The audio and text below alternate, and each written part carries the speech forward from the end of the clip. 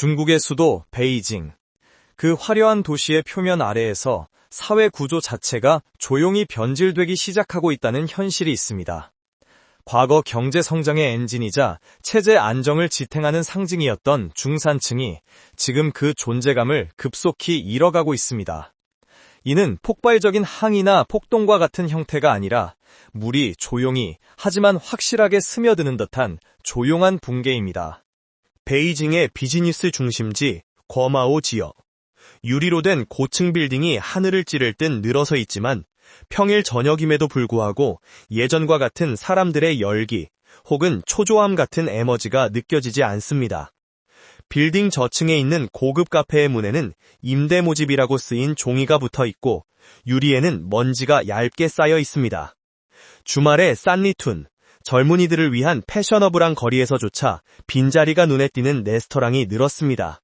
사람들은 쇼윈도를 바라볼 뿐 사지 않습니다.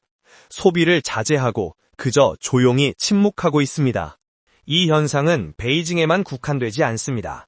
남쪽의 경제도시 션전에서도 많은 하이테크 기업이 대규모 인원 감축, 이른바 최적화를 단행했고 부동산 가격은 고점 대비 3할 이상 하락한 지역도 있습니다. 금융의 중심지 상하이에서도 외국 기업의 철수가 잇따르며 높은 급여를 자랑하던 엘리트 계층, 즉 전문직 종사자들이 일자리를 잃기 시작했습니다. 이는 전국적인 규모로 중국 사회의 기반이자 공산당이 그 정당성의 증거로 삼아온 중산층이 그 발판 자체를 잃어가고 있음을 보여줍니다. 그들은 불만을 공개적으로 입에 담지 않습니다.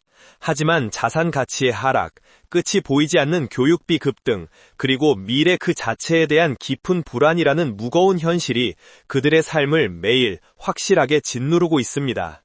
사람들은 입을 다물고 있지만 자산의 붕괴는 멈추지 않습니다.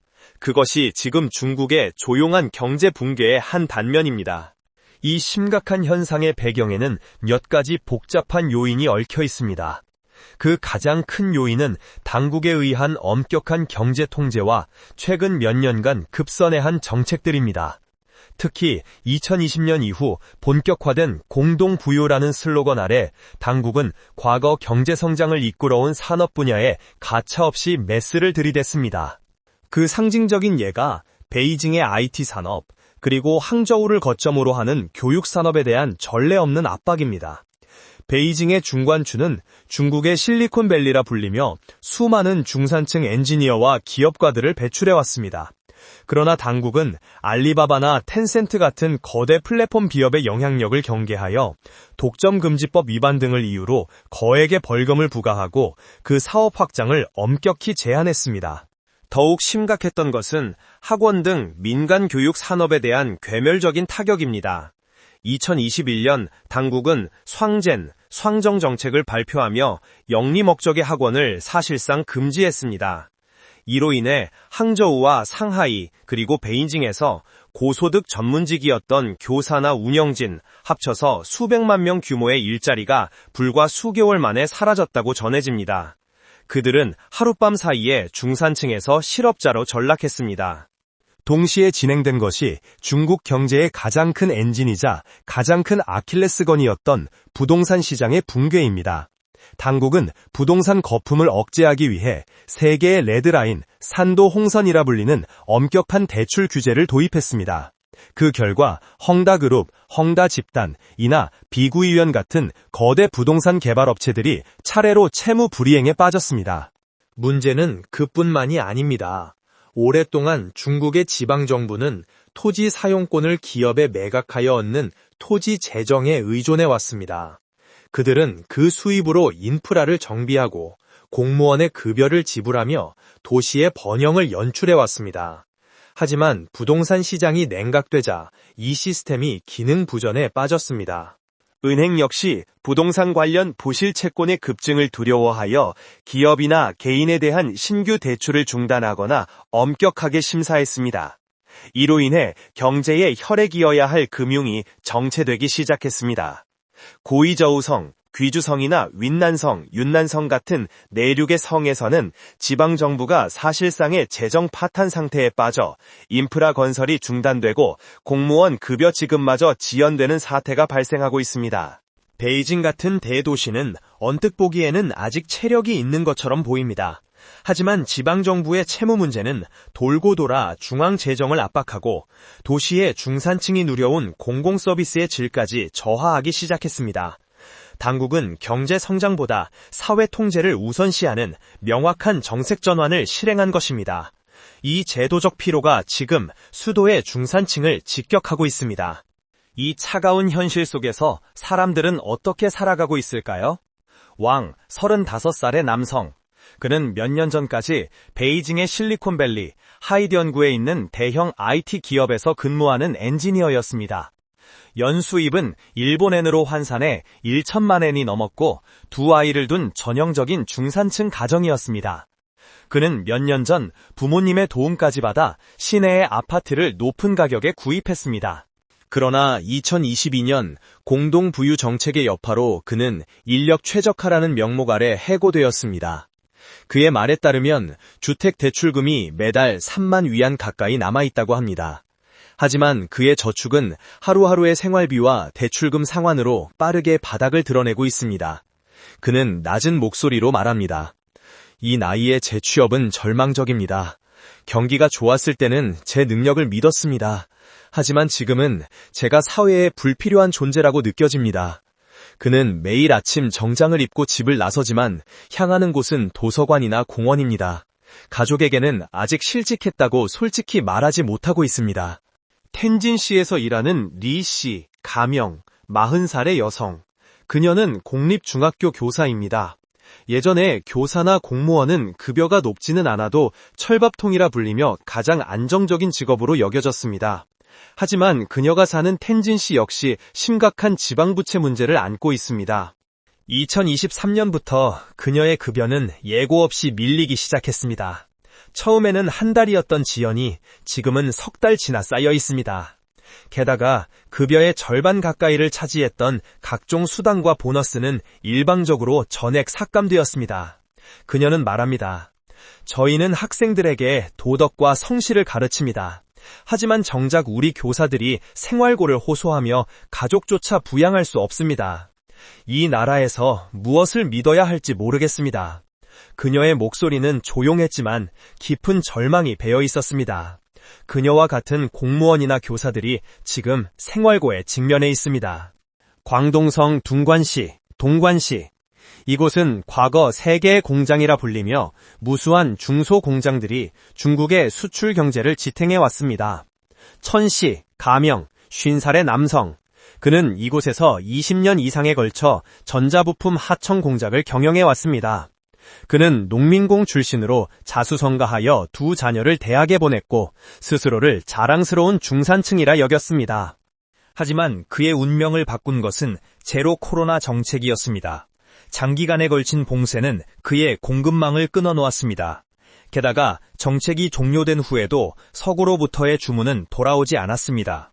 은행은 대출금 상환을 압박했지만 신규 대출에는 응해주지 않았습니다. 그는 작년에 직원 전원을 해고하고 공장문을 닫았습니다. 수백 명의 노동자가 일자리를 잃었습니다. 그는 말합니다. 저는 차를 팔고 집을 팔고 모든 것을 잃었습니다. 저 혼자만의 실패가 아닙니다. 시대가 변한 겁니다. 그는 중산층에서 하룻밤 사이에 거액의 빚을 진 채무자로 전락했습니다. 그와 같은 중소기업 경영자들의 파산이 지금 중국 전역에서 잇따르고 있습니다. 그리고 상하이시, 장씨, 가명, 22살의 여성. 그녀는 올여름 상하이의 명문대학을 갓 졸업한 젊은이입니다.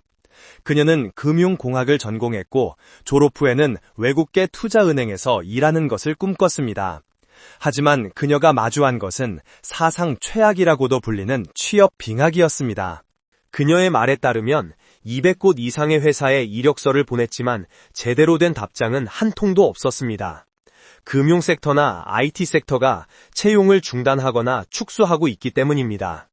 그녀는 현재 고향집으로 돌아가지도 못하고 상하이 시내의 한 카페에서 시급 20위안, 약 400엔을 받는 아르바이트생으로 일하고 있습니다. 그녀는 말합니다. 우리는 네이전, 즉 과당 경쟁 세대라고 불려왔습니다. 필사적으로 공부하고 노력하면 보상받을 거라고 믿었습니다. 하지만 그건 거짓말이었습니다.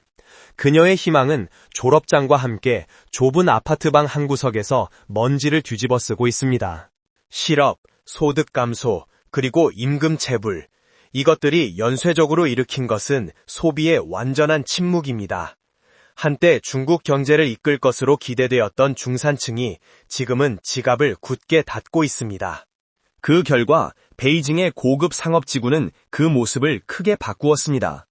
주말에 거마오나 SKP 같은 고급 백화점에서는 값비싼 명품 가방을 바라보는 사람은 있어도 구입하는 사람의 모습은 드뭅니다. 점원들은 어쩔 줄 몰라 하며 멀뚱히 서 있고 정적이 매장 안을 지배하고 있습니다.